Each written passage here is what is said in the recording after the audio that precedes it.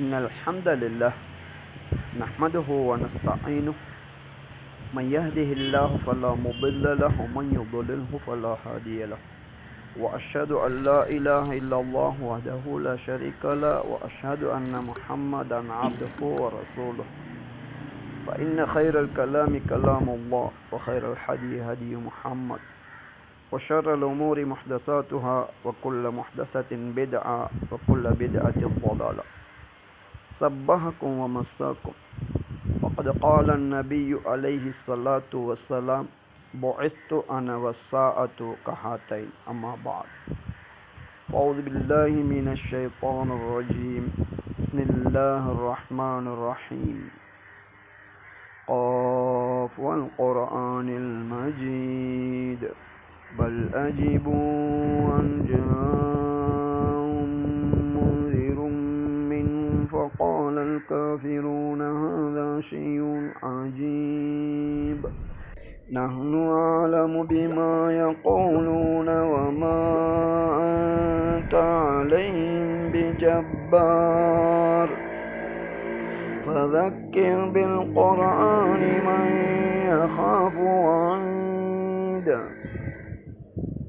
அல்லாஹ்வை புகழ்ந்து அவன் தூதர் முஹம்மது அலைஹி ஸலாத்து வஸ்ஸலாம் அவர்கள் மீதும் அவர்கள் கொண்டு வந்த சத்தியத்தை உள தூய்மையோடு பின்பற்றி மரணித்துவிட்ட முஸ்லிம்கள் இறுதி நாள் வரைக்கும் அதே சத்தியத்தை உள தூய்மையோடு பின்பற்றி மரணிக்கவிருக்கின்ற அத்தனை முஸ்லிம்கள் மீதும் அல்லாஹுடைய சாந்தி உண்டாவதாக. அவர்கள் அனைவரையும் அவர்கள் எதிர்பார்க்கும் உயர் சுவனங்களிலே அல்லாஹ் அவனது அருளால் நுழைவித்தருள்வானாக.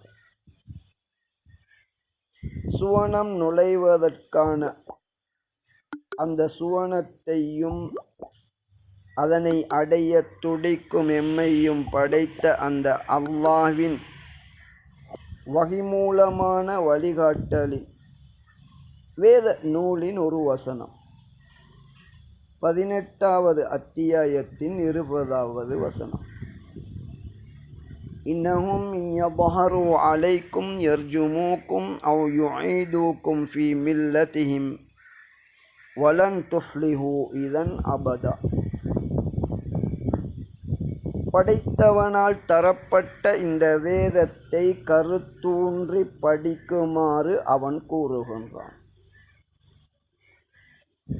அவ்வாறு படிக்கும்போது பல்வேறு சந்தேகங்கள் அதனை புரிந்து படிக்கின்றவர்களுக்கு ஏற்படும்,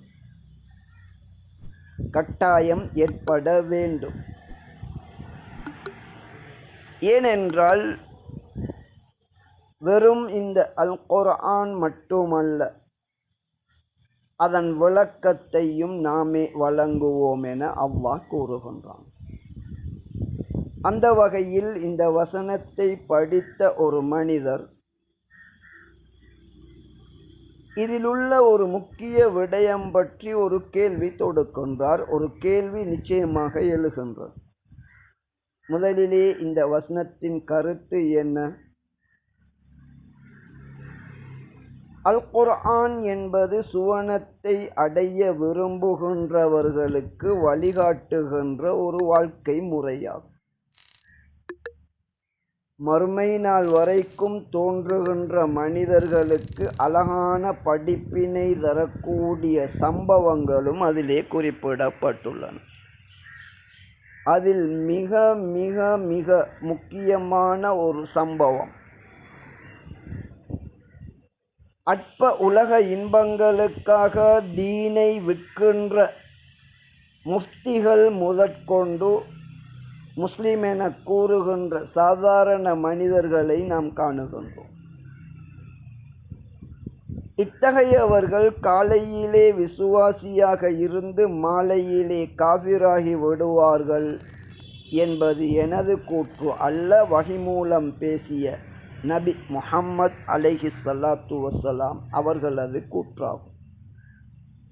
இது போன்றவர்களுக்கு மிகச் சிறந்த படிப்பினையாகிய அல் குர்ஆனின் 18வது அத்தியாயத்திலே ஒரு சம்பவத்தை அல்லாஹ் கூறுகின்றான். அந்த சம்பவத்தின் ஒரு பகுதிதான் இந்த வசனமாகும். இளைஞர்கள் அடக்கி ஆளுகின்ற ஒரு ஆட்சியின் கீழ் வாழுகின்றார்கள். உலகத்திலே எதனை இழந்தாலும் தீனை இழக்கக்கூடாது என்ற உறுதிப்பாட்டுடைய மிகச்சிறந்த முஸ்லிம் வாலிபர்கள். எங்கு செல்வதென்றே புரியாது, எங்காவது செல்வோம் என ஊரிலிருந்து அந்த தீனை காப்பாற்றுவதற்காக புறப்படுகின்றார்கள். ஒரு குகையிலே 300 வருடம் அல்லாஹ் அவர்களை தூங்கச் செய்கின்றார். 300 வருடத்தின் பிறகு விழித்தெழுந்த அவர்கள் ஒரு காலை நேரம் அல்லது மாலை நேரம்தான் தூங்கியதாக உணர்கின்றார்கள். அவர்களுக்கு மத்தியிலே இப்போது கருத்து பரிமாறுகின்றார்கள். அதில் ஒரு விடயம், அதில் ஒருவர் ஏனைய சகோதரர்களை நோக்கி கூறுகின்றார்கள். அதுதான் இந்த வசனம். எந்த ஊரை விட்டு நாம் வெளியாகி வந்தோமோ,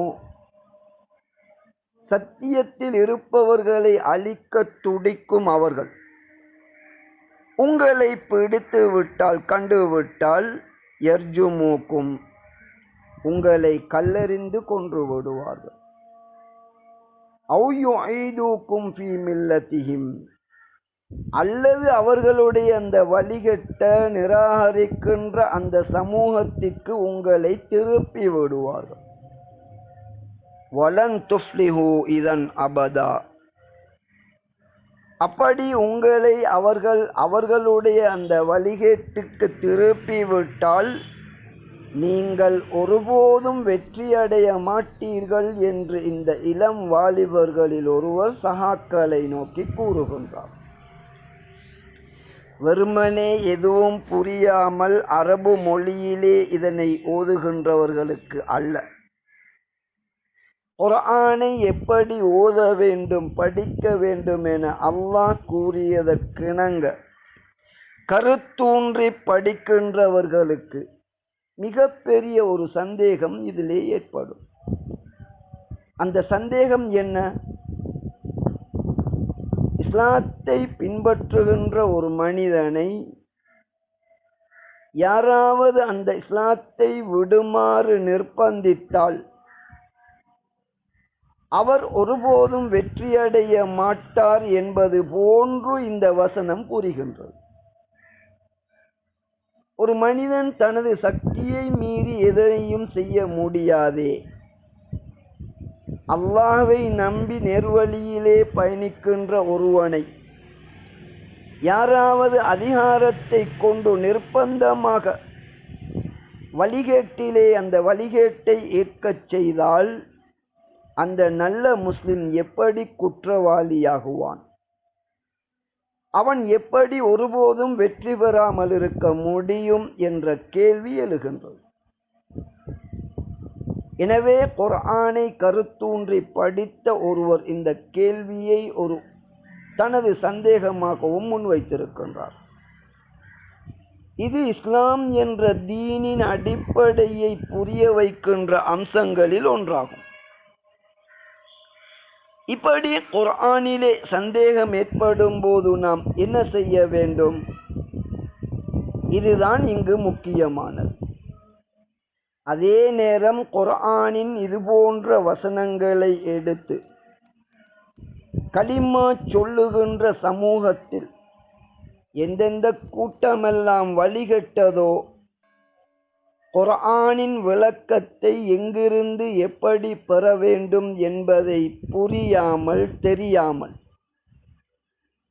குர்ஆன் வசனத்தை படித்துவிட்டு இது அவர்களுக்கு என்ன விளக்கம் தோன்றுகின்றதோ அதனை பின்பற்றுவதால் இந்த நேர்வழியில் இருந்து வழிகட்ட ஒவ்வொரு கூட்டமும் இப்படித்தான் வழிகட்டிருப்பதை பார்க்கின்றோம். எனக்கு பின்னால் இந்த முஸ்லிம் சமூகத்தில் இருந்து ஒரு கூட்டம் வெளியேறி செல்லும். கடுகளவும் அவர்களுக்கு ஈமான் இருக்காது என்ற ஒரு கூட்டத்தை பற்றி நபி அவர்கள் கூறினார். அதே போன்று நபி மரணித்து சஹாபாக்கள் வாழும் காலத்திலேயே ஹவாரிஜ் என்ற கூட்டம் தோன்றியது.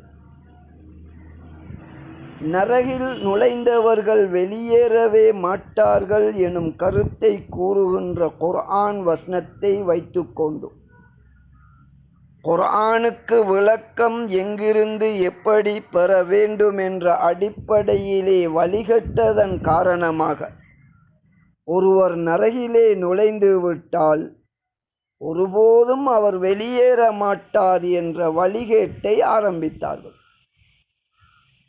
அதாவது நாம் புரிந்து கொள்ள வேண்டும், குர்ஆனை தந்த அல்லாஹ் அதற்கு விளக்கத்தையும் நாம் தருவோம் என கூறுகின்றான்.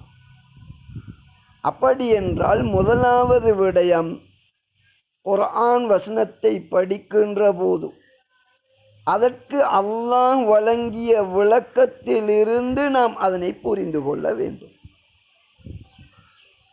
குர்ஆனுக்கு விளக்கம், மிகச்சரியான விளக்கம் யார் மூலம் கிடைக்கும்? 16வது அத்தியாயத்தின் 44, 64 என 2 இடங்களிலே அல்லாஹ் கூறுகின்றான். 64வது வசனத்திலே وَمَا أَنزَلْنَا عَلَيْكَ الْكِتَابَ إِلَّا لِتُبَيِّنَ لَهُمُ الَّذِي اخْتَلَفُوا فِيهِ. உம்மீது அல்லாஹ் இந்த வேதத்தை இறக்கி அருளினான் என்றால் எதிலே கருத்து முரண்பட்டார்களோ அதனை அவர்களுக்கு தெளிவுபடுத்துவதற்காக உம்மீது இந்த வேதத்தை இறக்கினோம் என அல்லாஹ் கூறுகின்றான். எனவே இஸ்லாத்தை சரியாக புரிந்து கொள்ள வேண்டும் என்றால் குர்ஆனை கருத்தூன்றி படிக்க வேண்டும். அதில் ஏற்படுகின்ற சந்தேகத்தை சுன்னா என்ற நபியின் விளக்கத்திலிருந்து தெளிவு பெற வேண்டும். எனவே அல்லாஹ் தந்த நேர்வழியின் சரியான விளக்கத்தை புரிந்து கொள்வதற்கு ஒரு இடத்திலே சுருக்கமாக சொன்ன விடயத்தை அதே குர்ஆனில் வேறு ஒரு இடத்தில் அல்லாஹ் விரிவாகவும் விளக்கமாகவும் கூறியிருப்பான். எனவே முதலாவது விடயம், குர்ஆனிலே ஏற்படுகின்ற சந்தேகங்களுக்கு ஒரு வசனத்தில் சந்தேகம் ஏற்பட்டால் சுருக்கமாக கூறப்பட்ட அந்த இடத்தின் விளக்கத்தை மற்றொரு இடத்திலே அல்லாஹ் கூறுவான். அதே நேரத்தில் குர்ஆன் வசனத்தை கருத்தூன்றி படிக்கின்ற நாம் குர்ஆனுக்கு நபி மூலம் வஹி மூலம் தரப்பட்ட சுன்னா என்ற அந்த விளக்கத்திலிருந்து நாம் விளக்கம் பெற வேண்டும். வெறுமனே குர்ஆன் மட்டுமே போதுமானது என கூறி கலிமா சொன்ன சமூகத்தில் மற்றொரு கூட்டம் இஸ்லாத்திலிருந்து வழிகட்டு நரகை நோக்கி பயணித்து விட்டது. எனவே இந்த அடிப்படை பெரும்பாலான உலமாக்கள் கூட அல்லாஹ் கூறுகின்ற இந்த நேர்வழிக்கு முரணாக ஏதேதோ விளக்கங்களின்பால் பயணிப்பதை நடைமுறையிலே பார்க்கின்றோம். எனவே உங்களில் யார் அல்லாஹ்வை உண்மையாகவே விசுவாசிக்கின்றாரோ, அவனது திருப்தியை பெறுவதற்காக வஹியை பின்பற்ற வேண்டும் எனும் இலட்சியம் கொண்டிருக்கின்றாரோ, அவர் குர்ஆனை கருத்தூன்றி படிக்க வேண்டும். அதில் ஏற்படுகின்ற சந்தேகங்களை அதே வசனம் பற்றி வேறு இடத்தில் அல்லாஹ் தெளிவுபடுத்தி இருந்தால் குர்ஆனில் இருந்து விளக்கம் பெற வேண்டும். குர்ஆனுக்குரிய விளக்கத்தை நபி மூலம் சுன்னா மூலமாக தெளிவுபடுத்தி இருந்தால் சுன்னாவிலிருந்து அந்த விளக்கத்தை நாம் பெற வேண்டும்.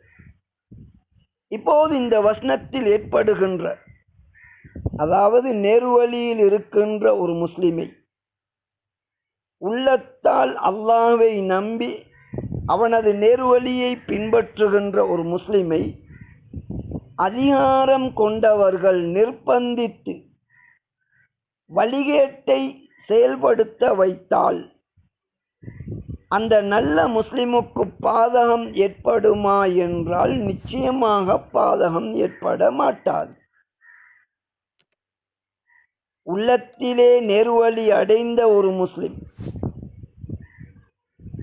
அதிகாரம் கொண்டவர்களால் நேர்வழிக்கு முரணான குஃப்ரான, ஷிர்கான, பித்அத்தான, ஹராமான இப்படி எந்த ஒரு மோசமான செயலை செய்தாலும் உள்ளத்திலே அல்லாஹுக்கு வழிபடுகின்ற உண்மைத்தன்மை தூய்மையாக முழுமையாக இருந்துவிட்டால் அவர்கள் செய்கின்ற நிர்பந்தத்தின் காரணமான குற்றச் செயல்களால் அவர்கள் தோல்வியடைய மாட்டார்கள். இங்கே இந்த வாலிபர்கள் பேசுகின்ற போது அதில் ஒரு வாலிபர் கூறிய விடயம், உங்களை நிர்பந்தித்து அவர்களுடைய குஃப்ரிலே இணைத்து விட்டால் நீங்கள் ஒருபோதும் வெற்றி பெற மாட்டீர்கள் என்று கூறுவதன் கருத்து என்ன? இதனை அல் குர்ஆனிலேயே அல்லாஹ் தெளிவுபடுத்துகின்றான். அந்த விடயத்தை இரண்டாவது ஹுத்பாவிலே தெளிவுபடுத்துகின்றேன். ஃபஸ்தக்ஃபிரூஹு இன்னஹு ஹுவல் கஃபூருர் ரஹீம். இன்னல் ஹம்தலில்லாஹி நஹ்மதுஹு வ நஸ்தஈனுஹு மன் யஹ்திஹில்லாஹு ஃபலா முضل லஹு வ மன் யுضللஹு ஃபலா ஹாதிய லஹு وأشهد أن لا إله إلا الله وحده لا شريك له وأشهد أن محمدا عبده ورسوله أما بعد فإن خير الكلام كلام الله وخير الهدي هدي محمد وشر الأمور محدثاتها وكل محدثة بدعة وكل بدعة ضلالة أما بعد. 16வது அத்தியாயத்தின் 106வது வசனம். அறிவிலே ஆக குறைந்த மனிதர் கூட தெளிவாக புரிந்து கொள்ளும் விதத்திலே அல்லாஹ்வின் நேர்வழியை உள்ளத்தால் ஏற்ற ஒருவன் குஃபுர் முதற்கொண்டு பாவங்கள் செய்ய நிர்பந்திக்கப்பட்டவன்,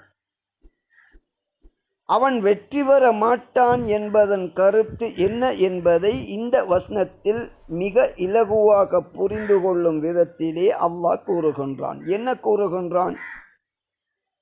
மன் கஃபர பில்லாஹி மின் பஅதி ஈமானிஹி, அல்லாஹ்வை விசுவாசம் கொண்டதன் பிறகு யார் அல்லாஹ்வை நிராகரிக்கின்றாரோ அவன் பின்னால் இந்த வசனத்திலே இத்தகையவர்களுக்குரிய தண்டனையை கூறுகின்றான். இதனை கூறுவதற்கு இடையிலே உள்ளத்தால் நெருவழியில் இருக்கின்ற ஒரு முஸ்லிம் அதிகாரத்தை கொண்டு குஃபுரை பின்பற்ற செய்யப்பட்டால் அவருக்கு அல்லாஹ்வுடைய இந்த தண்டனை கிடையாது என்பதை இல்லா மன் உக்ரிஹ வ கல்புஹு முத்மஇன்னும் பில் ஈமான், அல்லாஹ்வை விசுவாசம் கொண்டதன் பிறகு அல்லாஹ்வை நிராகரிக்கின்றவர்களுக்குரிய தண்டனையை கூற முற்பட்ட அல்லாஹ் இடையிலே இவ்வாறு நிர்பந்திக்கப்பட்டால் அவர்களுக்கு இந்த தண்டனை கிடையாது என்பதை மிக தெளிவாக கூறுகின்றான். உள்ளத்திலே ஈமானை கொண்டு திருப்தி அடைந்த அதனை நம்புகின்றவர்களுக்கு அவர்கள் குஃப்ரிலே நிர்பந்திக்கப்பட்டால் அவர்களுக்கு இந்த தண்டனை கிடையாது. வலாக்கின், ஆனால் மன் ஷரஹ பில் குஃப்ரி சத்ரன், உள்ளத்தால் யார் குஃப்ரை அந்த உள்ளத்திலே ஏற்படுத்தி கொள்கின்றார். உள்ளத்தில் உள்ள நம்பிக்கை என்பது இதிலே நேர்வழியின் மீது அல்லது வழிகேட்டின் மீது யாரும் நிர்பந்திக்க முடியாது. வெளிப்படையான குஃப்ரை செய்ய வைக்கலாம், ஐவேளை தொழுகின்ற முஸ்லிமை நீ தொழக்கூடாது என தொழுகையை விடுகின்ற குஃப்ரை செய்ய வைக்கலாம். ஆனால் ஐவேளை தொழுவது கடமை, அது இல்லாவிட்டால் நான் முஸ்லிமாக இருக்க மாட்டேன் என்ற அந்த நேர்வழியின் மீதான நம்பிக்கையை எவ்வளவு பெரிய அடக்குமுறை ஆட்சியாளனும் உள்ளங்களிலே ஏற்படுத்த முடியாது.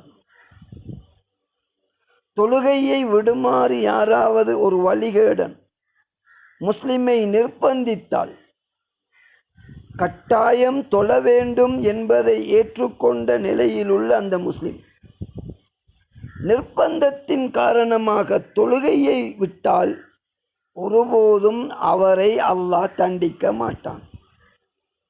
மாறாக உள்ளத்தளவில் அவர் உண்மையாக இருந்தால் அவர் மீது எந்த குற்றமும் கிடையாது.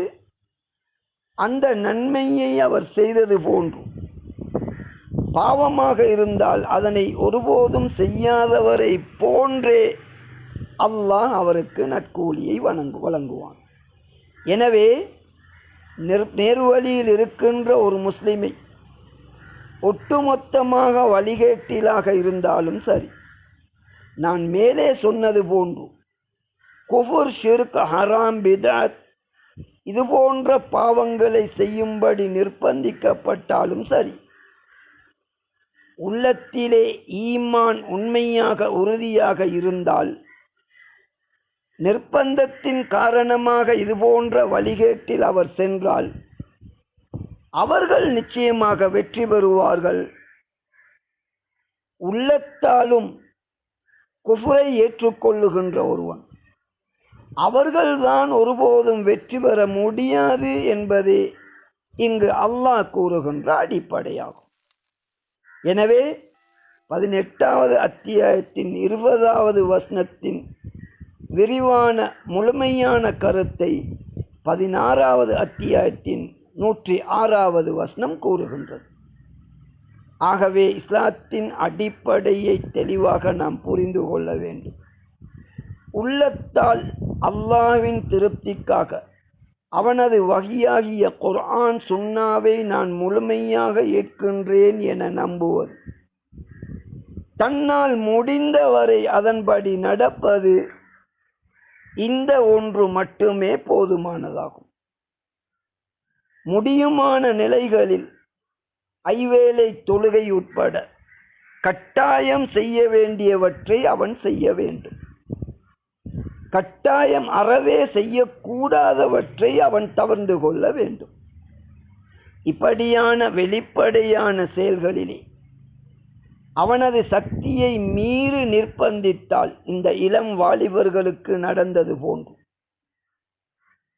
அநியாயக்கார ஆட்சியாளர்கள் அவர்களுடைய குஃப்ரிலே உண்மை முஸ்லிம்களை நிர்பந்தித்து குஃப்ரை செய்ய வைத்தால், ஆனால் உள்ளத்திலே அவர்கள் உண்மையான ஈமானோடு இருந்தால் அவர்கள் நிச்சயமாக வெற்றி பெறுவார்கள்.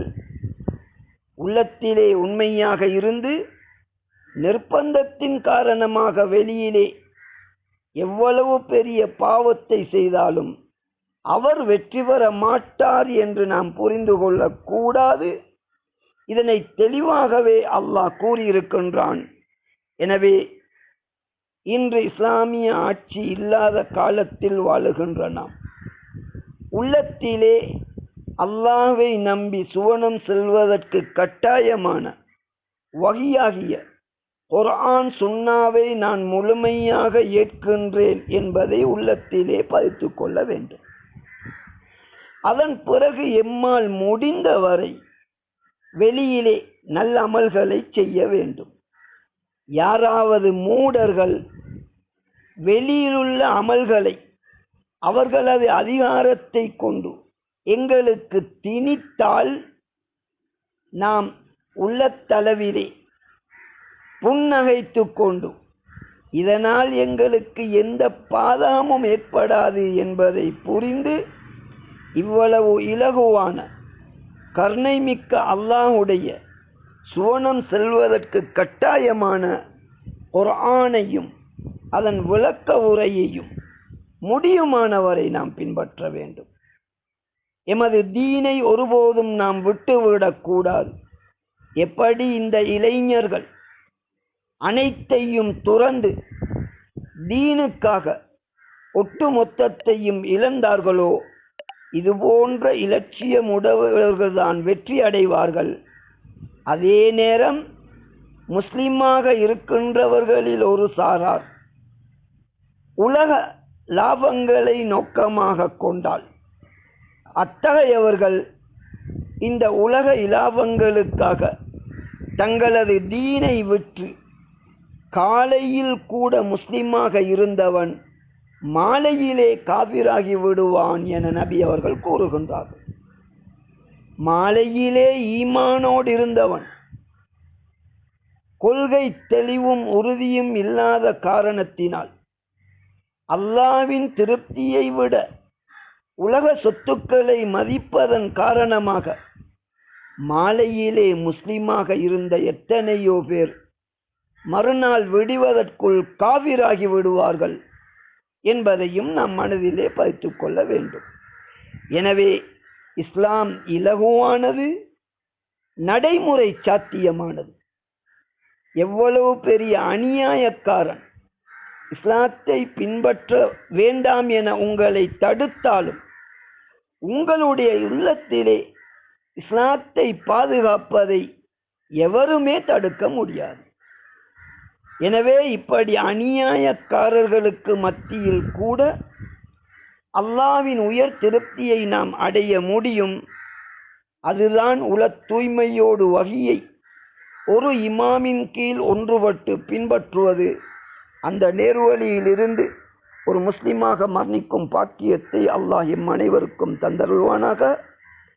அந்த நேர்வழியை உல தூய்மையோடு பின்பற்றியதற்காக அவன் வாக்களித்தது போன்று அவனது உயர் சுவனங்களிலே எம் அனைவரையும் நுழைவித்தருள்வானாக.